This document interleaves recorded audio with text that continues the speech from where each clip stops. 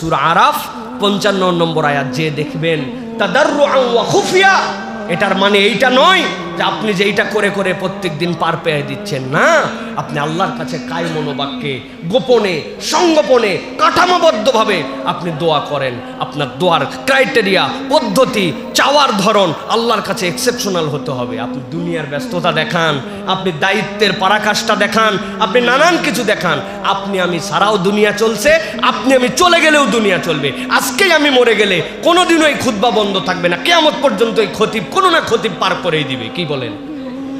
পার করেই দিবে। আপনি কিসের ব্যস্ততা দেখেন? কারো জন্য দুনিয়া থামায় থাকে না।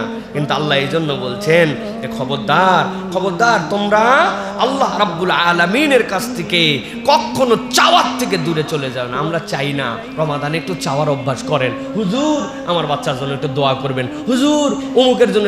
হুজুর কন্ট্রাক্টর নি ভাই, হুজুর কেমনে দোয়া করবে? আপনি তো কোনোদিন একদিন সিজদায় পড়লেন না, আল্লাহ আমার বাচ্চাটা ছোট থেকে বড় হচ্ছে, আমি জানি না সে কি হবে, আল্লাহ তুমি তাকে নেককার বানাও, দিনদার বানাও, আল্লাহ আমার চোখের জন্য শীতলতা বানাও, আমার বংশের জন্য গৌরব বানাও, আল্লাহ তাকে শিক্ষিত করো, সায়েন্টিস্ট বানাও, বিজ্ঞানী বানাও, আমার দেশকে প্রমোট করতে পারে এরকম একটা সন্তান বানাও। আল্লাহ তুমি ইমাম বুখারী যদি বানাতে পারো, ইমাম ইবনে হাইয়ান যদি তুমি বানাতে পারো, আল্লাহ তুমি যদি জামাকশারি বানাতে পারো, ইমাম কাশাব যদি বানাতে পারো, ইবনে কাসিরকে যদি তুমি তৈরি করতে পারো, আল্লাহ আমিও তো তোমার একজন গোলাম।